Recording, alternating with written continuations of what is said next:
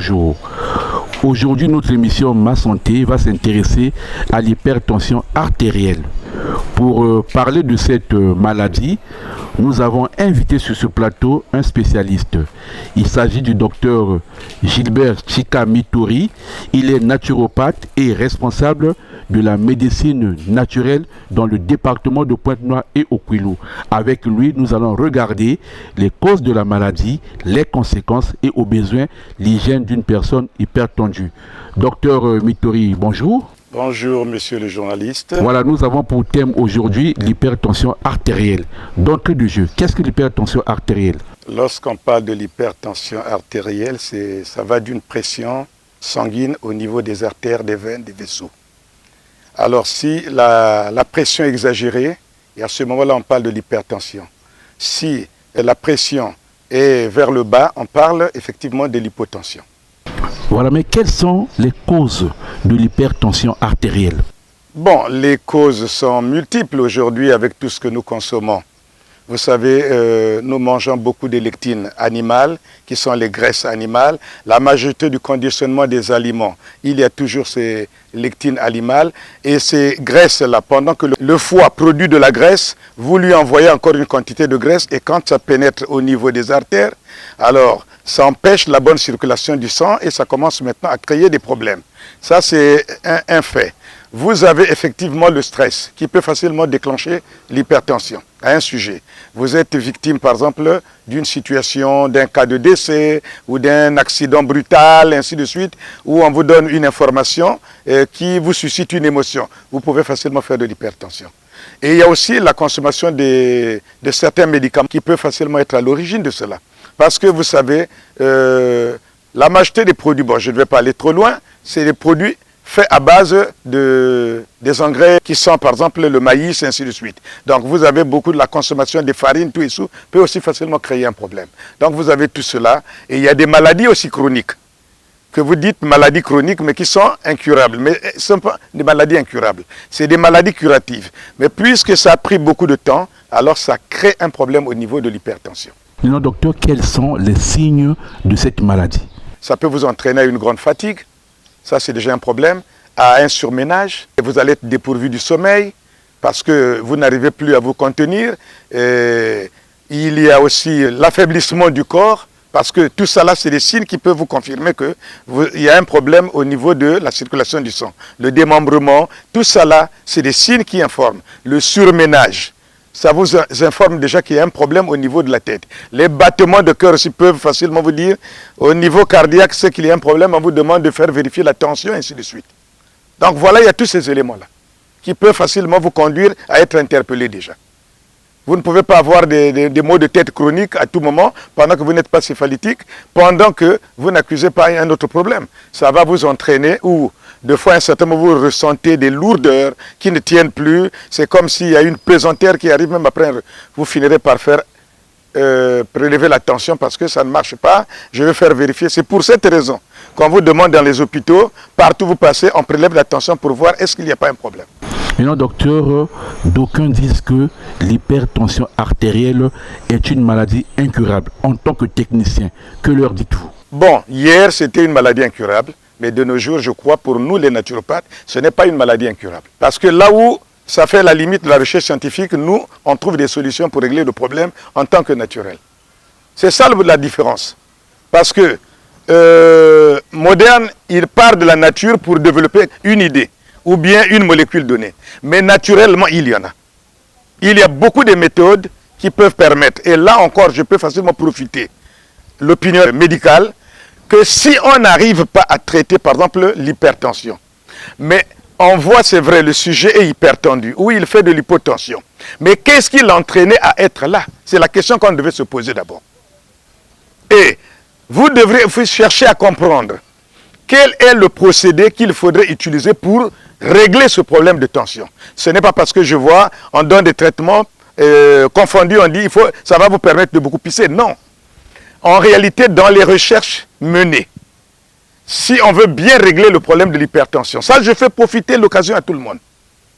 Il faut commencer par régulariser le système digestif qui est la base. Parce que, pourquoi je le dis? Ce système digestif, quand l'estomac reçoit, c'est lui qui dispatche les aliments, les toxines au niveau de notre organisme.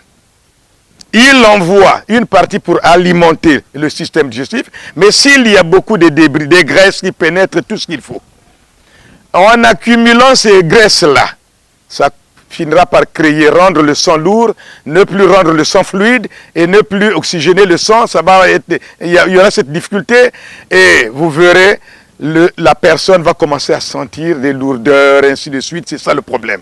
Mais quand vous nettoyez le système digestif et vous mettez des traitements qui vont dépurer les artères, qui vont fluidifier et oxygéner le sang, vous réglez le problème de l'hypertension. Maintenant, à quel moment ou bien à quel âge une personne est censée tomber malade de cette hypertension artérielle? Est-ce qu'il y a un âge? Bon, en réalité, il devait avoir un âge. Mais aujourd'hui, avec le développement spectaculaire, moderne, vous allez comprendre que déjà, il y a un premier quoi que je vais vous donner. Vous avez un enfant de 15 ans. Il a aimé une fille. Pour lui, la vie, c'est là. Et que cette fille arrive à le décevoir. Il va susciter une émotion. Ça peut l'entraîner à une hypertension. Pareil pour une jeune fille qui a aimé un homme, sans le savoir, la personne lui fausse compagnie.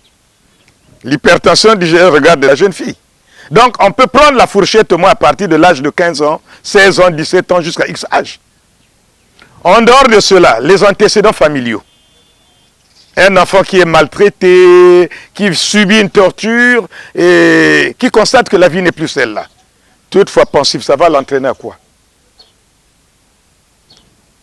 Il finira par être hypertendu ou hypotendu, et ainsi de suite, parce qu'il réfléchit beaucoup. Quelles sont les conséquences de l'hypertension artérielle? Mais les conséquences sont nombreuses. Le sujet peut facilement déjà accuser une insuffisance cardiaque. Parce que ça ne va pas permettre au niveau des ventricules de bien pulvériser le sang. Voilà pourquoi je vous parle de l'hypertension. Il faut commencer par nettoyer le système digestif. Il peut vous entraîner à un AVC. Aujourd'hui, vous avez beaucoup de cas d'AVC. Vous vous posez mille et une questions. Mais il faut commencer par le système digestif.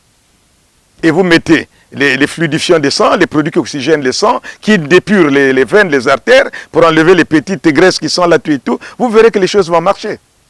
Ça, c'est déjà un point. Ça peut entraîner un sujet à une insuffisance rénale. Ça peut entraîner quelqu'un aux maladies articulaires. Parce que le sang, c'est le carburant du corps humain. Si vous fonctionnez, là, vous êtes debout, c'est le sang qui joue le rôle. Mais quand le sang n'est plus fluide, il n'est plus oxygéné, il vous déclenche beaucoup de maux. Donc, même quand on veut soigner une insuffisance cardiaque, mais vous mettez le sujet sur un traitement, vous faussez. Il faut commencer d'abord par régulariser le système digestif. Nettoyer les artères, les veines, fluidifier, oxygéner le sang, vous verrez que le sujet va partir. Maintenant, docteur, y a-t-il un régime spécifique pour des citoyens hypertendus? Mais réellement, quand déjà, au départ, en amont, je vous ai dit que il faut éviter les aliments qui contiennent beaucoup de la graisse. Aujourd'hui, vous verrez que les yaourts, les fromages, les saucissons à l'ail, les poulets que nous achetons des fermes, il y a des engrais chimiques qu'on utilise. Mais quand ça rentre dans un corps humain, il y a un impact. Vous allez acheter le cochon, j'ai vu un jour au marché, au grand marché là, les gens disent qu'ils achètent le tapis rouge ou le tapis rouge, c'est la peau du cochon comme ça. Mais c'est sucré tout et tout. Mais écoutez, monsieur moyen, mais c'est grave ça. Donc le sujet achète la mort. C'est là le vrai problème. Donc il faut manger beaucoup de produits qui ne contiennent pas de la graisse animale. Vous achetez un bœuf, une viande de bœuf, vous demandez qu'on enlève la graisse. Vous pouvez peut-être consommer un peu les fibres, mais accidentellement. Si vous êtes hypertendu, déjà mettez ça de côté. Les œufs que vous voyez là, il y a au moins près de 450 et quelques grammes de cholestérol dedans. C'est pas bon pour rester un peu hypertendu. Mais en réalité, c'est comme les diabétiques. Ils doivent éviter la consommation abusive des œufs. Parce qu'il y a de la graisse dedans. Donc vous voyez, le régime qui peut les accompagner, à moi c'est des régimes où il y a beaucoup d'ail, beaucoup d'oignons, vous avez les ciboules, ça c'est des trucs, il y a des fluidifiants de sang, il y a des produits qui oxygènent le sang à l'intérieur de ces ingrédients alimentaires. Docteur, est-ce qu'un citoyen hypertendu peut-il consommer l'alcool? Avec modération, mais surtout les genres de vin, genre vin rouge, parce que le vin rouge est un fluidifiant de sang. Peut-être que les gens ne le savent pas. On ne doit pas déconseiller tout ce qu'il faut, mais les genres de bière, machin, parce qu'il y a trop de malt, ainsi de suite, et de suite, ça on peut facilement interdire ou demander à prendre vraiment avec modération. Et même accidentellement. Mais le vin rouge, il est recommandé. Et pas n'importe quel genre de vin rouge. Et les liqueurs? Bon, il y a certains liqueurs qui sont des produits médicinaux qu'on ne sait pas. Je vais vous faire découvrir quelque chose. Déjà, avec le vin rouge, je peux soigner l'Apollo. Le vin rouge, là, le Sauvin-Cola. Les mêmes boissons sont aussi des traitements. Avec le passeport, je peux facilement soigner ce qu'on appelle une dysenterie. Hein? Au lieu que j'aille souffrir à faire tout ce que je sais qu'est-ce qu'il faut. Donc, il y a des boissons qui sont autorisées de consommer selon celui qui vous a reçu pour un conseil diététique, pardon. Avez-vous un message particulier à l'endroit de ceux qui vous suivent? Le message, il est simple aujourd'hui là. Tous qui pensent que l'hypertension est une maladie incurable, elle n'est pas incurable. C'est une maladie curative. Voilà pourquoi je vous ai toujours relié.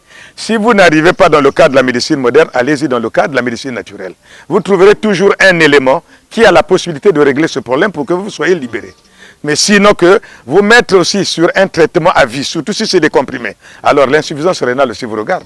Parce qu'il y a un impact avec la consommation de ces produits abusifs qui pourra facilement former une triglycéride et ça va commencer à créer des problèmes au niveau des reins. C'est ça le problème. Donc, quand vous êtes dans cette situation d'hypertension, quel que soit le haut niveau, il faut commencer par régulariser le système digestif. Le mécanisme est là et la méthode est très simple. Une fois réglé, vous accompagnez maintenant des traitements palliatifs qui peuvent facilement régler maintenant ce problème de la circulation du sang pour que vous soyez libéré une bonne fois pour toutes. Docteur, pour ceux qui vous découvrent pour la première fois, comment faire pour vous joindre? Nous sommes situés à l'arrêt d'Alco, quartier Mawata. Nous répondons à deux numéros, de 242 05, 523 19 73, 242 05, 523 19 73, ou au 242 05, 535 50 84. 242 05, 535 50 84. Je suis le naturopathe, le docteur Gilbert Chikamitori, président départemental de la médecine naturelle dans le département du Pointe-Noire. Je suis un inventeur congolais. Merci docteur de votre contribution à notre émission et nous espérons vous retrouver très prochainement. Je suis disponible à n'importe quel moment parce que c'est l'occasion même d'informer nos populations qui sont quelque peu aveuglées. Merci, c'est la fin de cette émission. Je rappelle que nous étions ici avec le docteur Gilbert Chikamitori.